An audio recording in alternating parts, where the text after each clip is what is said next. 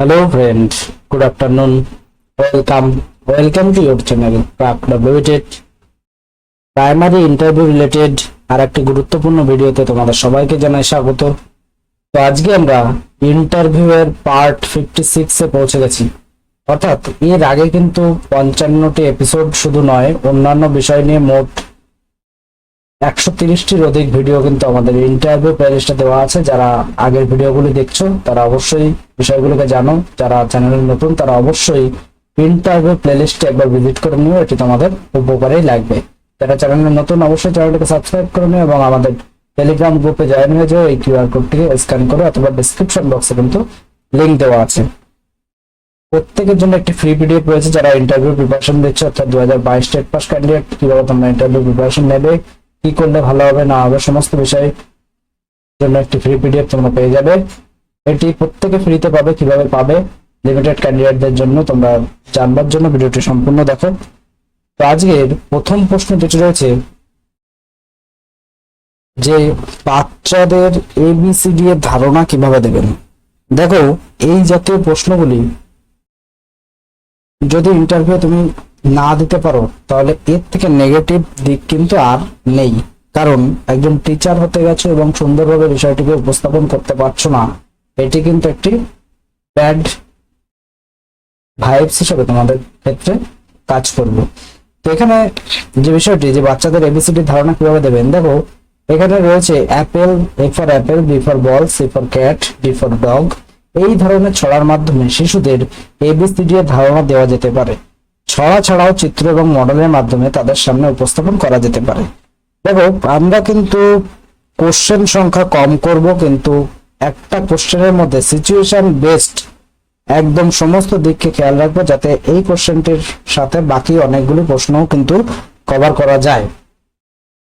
এই উত্তরটি কিন্তু ম্যাক্সিমাম ক্যান্ডিডেটই দেবে যে A for apple, B for ball, C for cat, এরকম। কিন্তু এটি তোমরা বলতে পারো, অবশ্যই বলতে পারো, কিন্তু এটি বলার সাথে সাথে যদি তুমি বলো যে আমি একটি অ্যাপেলের ছবি তাদেরকে দেখাবো এবং দেখিয়ে তাদেরকে বলবো দেখো তো কি দেখতে পাচ্ছ এটি, তখন এটা ওরা এটিকে বলবে আপেল।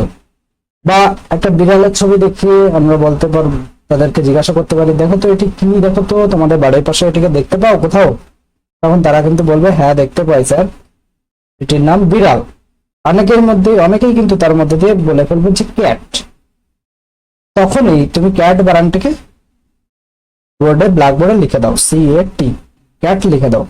এবার যখন এটিকে তুমি জিজ্ঞাসা করছো যে এই যে প্রথম যেটি লেখা রয়েছে এটিকে কি দেখো তো, যে অর্ধবৃত্তের মতো একটা জিনিস, একটা বৃত্তের হাফের মতো একটা জিনিস, এটাকে কি দেখো তো, অনেকেই কিন্তু অ্যান্সার দিয়ে ফেলবে যে এটি স্যার সি। অর্থাৎ তারা কিন্তু এবিসিডি সম্পর্কে জানে। এবার তুমি যখন বললে যে CAT, ক্যাট, তাহলে এটি সি, এটি এ এবং এটি টি, তাহলে এগুলি কিন্তু একটি ইংরাজি বর্ণমালার এক একটি লেটার। তো তাদেরকে তুমি তখন বলতে পারো যে ইংরেজি বর্ণমালার মোট 26টি এরকম লেটার আছে, ABCD এরকম ভাবে কয়েকটি তোমরা লিখে দিতে পারো। সাথে A for apple, B for ball, C for cat, D for dog, পারলে এগুলোর একটি চিত্র বোর্ডে এঁকে দেওয়ার চেষ্টা করবে, যাতে বিষয়টি কিন্তু অ্যাট্রাক্টিভ হবে তাদের কাছে। তুমি এই উত্তরটি দিলে যে এখানে যেটি দেখতে পাচ্ছ যে A for apple, B for ball, C for cat, D for dog, ছড়ার মাধ্যমে এগুলি তাদেরকে তুমি বলবে এবং চার্ট ও মডেলের মাধ্যমে তাদের সামনে উপস্থাপন করার চেষ্টা করবে। তখনই কিন্তু ক্রস কোশ্চেন তোমাকে ইন্টারভিউয়াররা করতে পারে যে তাহলে এটির একটি ডেমো দিয়ে দেখান তো, যে কিভাবে আপনি বাচ্চাদের এবিসিডি ধারণা দেবেন। তাহলে এতক্ষণ আমি তোমাদের যে বিষয়টি যেভাবে বললাম সেটি তোমরা কিন্তু ব্ল্যাকবোর্ডে বা যে হোয়াইট বোর্ড থাকবে সেখানে কিন্তু তোমরা ডেমো আকারে দেখাতে পারো। কি, কখন, কিভাবে কোশ্চেন করা হবে ইন্টারভিউতে কিন্তু সেটি কেউই জানে না। সুতরাং নিজেকে 360 ডিগ্রি ভাবে কিন্তু রেডি রাখতে হবে। এই জন্য বেশি কোশ্চেনের দিকে ফোকাস না করে নিজেকে প্রিপেয়ার করো সিচুয়েশন বেস সব প্রশ্নের অ্যান্সার যাতে দিতে পারো। তো নেক্সট প্রশ্ন আমরা চলে আসি, আপনি আপনার ছাত্রছাত্রীদের ইংরেজিতে কিভাবে দক্ষ করবেন। তো এটা একটি প্রশ্ন হতে পারে। তো দেখো, যে বাচ্চা যে ভাষাভাষী অঞ্চলে জন্মায় সেই বাচ্চা কিন্তু সেই অঞ্চলের ভাষা খুব সহজেই শিখে নেয়। তার একটি কারণ কি, কমিউনিকেশন। অর্থাৎ তোমরা যেমনটি জানো যে বাংলা ভাষায় আমরা সবাই বাংলা ভাষী, কারণ আমরা যখন জন্মেছি তারপর থেকে আমরা আশেপাশে শুনতে পাই সবাই বাংলাতে কথা বলে। কিন্তু যদি আমরা ব্রিটেনের কথা বলি, তো সেখানে কিন্তু আশেপাশে তারা কিন্তু ইংরেজিতে কথা বলাটাই দেখেছে ছোটবেলা থেকে, সুতরাং তাদের কিন্তু ভাষা সেই ইংরেজি ভাষা। সুতরাং যে যে অঞ্চলে ছোট থেকে জন্মাচ্ছে তার পরিবেশের মানুষজন যে ভাষায় কথা বলছে সেটা কিন্তু তার কমিউনিকেশনের ভাষা, এবং সেই ভাষায় কিন্তু সে অপেক্ষাকৃত দক্ষ হবে। তো একজন বেঙ্গলি মিডিয়াম স্টুডেন্টদের তারা কি ইংরেজি ভাষায় দক্ষ হতে পারবে না? অবশ্যই নয়। তারা কিভাবে দক্ষ করবে? তেমনটি আমরা যদি আমাদের ক্লাসের বাচ্চাদের ইংরেজিতে কমিউনিকেশন করার অভ্যাসটা তৈরি করে দিতে পারি, বা তাকে দিনের একটি বড় অংশ যদি এমন পরিবেশ দেওয়া যায় যে সমস্ত কমিউনিকেশন সে ইংরেজিতে করবে, তাহলে সে কিন্তু অটোমেটিক্যালি ইংরেজিতে দক্ষ হয়ে উঠবে। এখানে একটা বিষয় বলতে পারো, প্রাথমিকের বাচ্চারা 1 থেকে 4 তারা কিভাবে ডেইলি ইংরেজিগুলি কমিউনিকেশন করবে, তখন তুমি কিন্তু তাদের কাছে একটি গেম আকারে বিষয়টাকে তুলে ধরতে পারো। কিরকম? ধরো তুমি বললে যে তোমার বাড়ির পাশে যে জিনিসগুলি তুমি নতুন দেখবে সেগুলিকে আমাকে পরের দিন এসে ইংরেজিতে বলতে হবে। দেখা গেল সে খেলতে গেল, একটা বল দেখতে পেলো, তাহলে সে কিন্তু সেই বলটা ইংরেজিতে বলবে। এটি আমি ছোট ক্লাসের কথা ক্ষেত্রে বলছি, যে পিপি বা 1 ক্লাসের ক্ষেত্রে বলছি। একটা গাছ দেখতে পেলো, তাহলে গাছকে ইংরেজিতে ট্রি বলে, সেটিও কিন্তু সেখান থেকে তারা শিখতে পারবে। শুধু এরকম একটা এক্সাম্পল দিয়ে কিন্তু তাদেরকে ইংরেজি ভাষা শেখানো যেতে পারে। আরেকটি বিষয় কিভাবে ইংরেজিতে তাদের দক্ষ করতে পারো, ক্লাস চলাকালীন দেখবি অনেক শিশুরা কিন্তু ক্লাসের বাইরে যাওয়ার জন্য জল খেতে যাব, টয়লেটে যাব, এই ধরনের কিছু কথা কিন্তু বলে। এছাড়া স্যাররা যখন স্কুলে যাচ্ছে, প্রথম তাদের সঙ্গে যখন দেখা হচ্ছে, তখন তারা কিন্তু যে গুড মর্নিং বা গুড আফটারনুন যেগুলি উইশ করে, সেগুলিকেও কিন্তু ইংরেজিতে যে ইংরেজিতে তারা বলছে এটিকে কিন্তু তোমরা ভালো করে বুঝিয়ে দিতে পারো। আরেকটা বিষয় বলতে পারো, প্রত্যেকের সাথে যখন কমিউনিকেশন করা হচ্ছে তখন প্রত্যেকের নাম জিজ্ঞাসা করা যেতে পারে। তো তখন অনেকেই বলে যে আমার নাম অমুক, আমার নাম রামদাস। তো সেখানে তুমি ইংরেজিতে বলা অভ্যাস করাতে পারো যে আই এম রামদাস, অথবা মাই নেম ইজ রামদাস। এইভাবে কিন্তু বিভিন্ন বিষয়কে ইউজ টু করাতে হবে তাদের, যাতে তারা ইংরেজির প্রতি অ্যাট্রাকশন বোধ করে।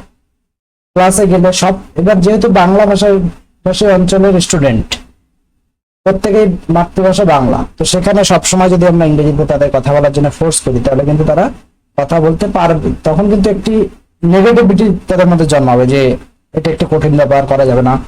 সুতরাং বিষয়টিকে ইন্টারেস্টিং করে তুলতে হবে।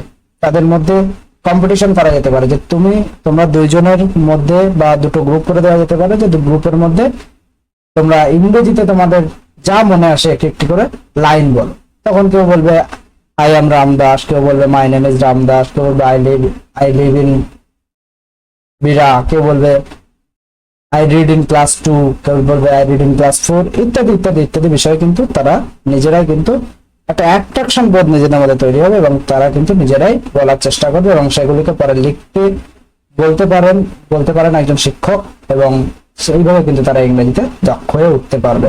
এছাড়া তাদেরকে স্টক ওয়ার্ড আমি যেটি বললাম, তাদেরকে ইংরেজি পত্রপত্রিকা পড়াতে উৎসাহিত করতে হবে। তো ইংরেজি পত্রপত্রিকা এগুলো বলতে পারো, কিন্তু অধিকাংশ ক্ষেত্রে যেটা বাস্তব দেখা যাবে যে ক্লাস 1 to 4 স্টুডেন্টরা কিন্তু ইংরেজি পত্রপত্রিকার প্রতি আগ্রহী দেখাবে না। তো কিন্তু তাদেরকে এটা সাজেস্ট করতে পারো, যারা আগ্রহী তারা কিন্তু অবশ্যই একবার চেষ্টা করতে পারে। এই সমস্ত উপায়ে বাংলা মিডিয়ামের বাচ্চাদের ইংরেজিতে দক্ষ করা যেতে পারে। তো তোমাদের জন্য একটি গুরুত্বপূর্ণ অ্যানাউন্সমেন্ট, যারা আমাদের পুরো ভিডিওটি দেখছো তারা একটি ফ্রি পিডিএফ পেতে পারো। এর জন্য তোমাদের ইন্টারভিউ ফ্রি পিডিএফ লিখে হোয়াটসঅ্যাপ করতে হবে এই নম্বরে 8536897447, এই নম্বরে হোয়াটসঅ্যাপ করতে হবে ইন্টারভিউ ফ্রি পিডিএফ লিখে, তাহলে কিন্তু তোমরা ফ্রি পিডিএফটি পেয়ে যাবে। এবং ইন্টারভিউ প্রিপারেশনের জন্য মোট 3টি পিডিএফ রয়েছে আমাদের, এটি 3টি কিন্তু পেইড পিডিএফ রয়েছে। এটি তোমরা এর যে পেজ সংখ্যা রয়েছে 480+ পেজ রয়েছে, এবং এর যে প্রাইস রয়েছে এই প্রাইসের উপর কিন্তু কিছু ডিসকাউন্ট রয়েছে, এবং সেটি লিমিটেড টাইমের জন্য। তোমাদের জানতে হলে তোমরা এই নম্বরে 8536897447 এই নম্বরে ইন্টারভিউ লিখে হোয়াটসঅ্যাপ করো, তাহলে কিন্তু সমস্ত ডিটেলস আমাদের সাথে শেয়ার করে দেওয়া হবে। পরে চলে যাই, শিশুদের প্রিপোজিশন সম্পর্কে ধারণা দেবেন কিভাবে। এখানে দেখো, যে সকল শব্দ সাধারণত নাউন বা প্রোনাউনের সামনে বসে, নাউন বা প্রোনাউনের সাথে সেন্টেন্সের অন্যান্য শব্দের সম্পর্ক প্রকাশ করে, তাদেরকে প্রিপোজিশন বলা হয়। যেমন put the book on the table, এখানে অন হলো প্রিপোজিশন, এরপর বেশ কিছু সিম্পল প্রিপোজিশনের উদাহরণ হিসেবে বলা যেতে পারে অ্যাট, অন, ইন, টু। এইবার কথা হচ্ছে এখানে শিশুদের প্রিপোজিশন সম্পর্কে ধারণা দেবে, কিন্তু এটি তুমি বললে, এটি কিন্তু অ্যাজ এ টিচার ঠিক আছে, কিন্তু স্টুডেন্টদের যদি এই কথা বলা হয় তাহলে কিন্তু স্টুডেন্টরা হয় টিচারকে মনে করবে যে কি কি একটা বলে গেল টিচার, আমাদের একটা অনাগ্রহের একটা বিষয় কিন্তু তাদের উপর ফুটে উঠবে যে এসব কি বলছে স্যার। কিন্তু তুমি যদি বিষয়টিকে ইন্টারেস্টিং করে তুলতে পারো, এভাবে বিষয়টিকে এন্ট্রি করো যে প্রিপোজিশন, প্রিপোজিশন অর্থাৎ পজিশন বোঝাচ্ছে, কোনো কিছুর পজিশন বোঝাচ্ছে, তাহলে সেটাকে আমরা বলবো প্রিপোজিশন। যেমন যেমন তখন তোমার সামনে একটা অবশ্যই টেবিল থাকবে, একটা পেন থাকবে বা একটা বই থাকবে, তাহলে বলতে পারো the book is on the table, মানে বইটা রয়েছে কোথায়, একটা টেবিল রয়েছে, টেবিলের উপরে কিন্তু একটা বই রয়েছে, তাহলে তুমি কিন্তু এভাবে বলতে পারো the book is on the table. এইবার আমি বললাম কি পজিশন বোঝাবে, অর্থাৎ বইয়ের কিন্তু পজিশন বোঝাচ্ছে। আমি যদি বলি the book is under the table, তাহলে কিন্তু পজিশন কোথায় হয়ে গেল, টেবিলের নিচে। তাহলে এই বিষয়গুলি কিন্তু অর্থাৎ in, at, on, to, under, এগুলো কিন্তু প্রিপোজিশন, অর্থাৎ যে কোনো পজিশন বোঝাচ্ছে। এইভাবে যদি বাচ্চাদের এবার দু একটি আরেকটি উদাহরণ দিতে পারো যে রহিম তোমার পেনটি বেঞ্চের নিচে পড়ে গেছে, তাহলে পেনটির অবস্থান কোথায়, বেঞ্চের নিচে, তাহলে কি আমরা কোন প্রিপোজিশন ইউজ করতে পারি, আন্ডার। তাহলে এইভাবে আরো বিভিন্ন ইন্টারেস্টিং ছবি এঁকে বাস্তব সিচুয়েশনকে টেনে ইন্টারভিউ রুমে যে সমস্ত খাতা থাকতে পারে, বই থাকতে পারে, বা ইন্টারভিউতে যে সাইন করা শিট থাকতে পারে সেগুলিকে ইউজ করে, জলের বোতল থাকতে পারে সেগুলিকে ইউজ করে প্রিপোজিশনের ধারণা কিন্তু দেওয়া যেতে পারে। এবং এই বিষয়গুলি যদি তোমরা করতে পারো তাহলে এটুকু জেনে রেখো যে তোমাদের পজিটিভিটি কিন্তু অনেকটাই বেশি হবে। তোমাদের হাতে বোর্ড থাকবে, মার্কার থাকবে, তো মার্কারটা তুমি হাতের পরে রেখে তুমি অনের ধারণা দিতে পারো। এরপরে আরো যে সমস্ত জিনিস থাকতে পারে, যেখানে ডাস্টার থাকবে সেই ডাস্টারের মধ্যে একটা পেন হোল্ডার থাকতে পারে, সেই পেন হোল্ডারের মধ্যে পেনটি রেখে তোমরা ইনের ধারণা দিতে পারো। ইত্যাদি ইত্যাদি ধারণাগুলো কিন্তু নিজের থেকে, নিজের ব্রেন থেকে আনতে হবে। গতানুগতিক ইউটিউব দেখলাম আর সেগুলো মুখস্থ করে চলে গেলাম, এইভাবে কিন্তু পড়াশোনা করলে ইন্টারভিউয়াররা কিন্তু বিষয়গুলো ধরে ফেলবে। কিভাবে? একের পর এক স্টুডেন্ট, হাজার হাজার স্টুডেন্ট ইন্টারভিউ দেবে এবং ইউটিউব দেখা ভিডিও বা সেই রকম ভাবে ইন্টারভিউতে যে রিপ্রেজেন্ট করছো তাদের কিন্তু একটা একটা একঘেয়েমি ব্যাপার চলে আসে যে একই রকম তো সবাই দিচ্ছে, তার মানে এটি কিন্তু কোথা থেকে কপি করা।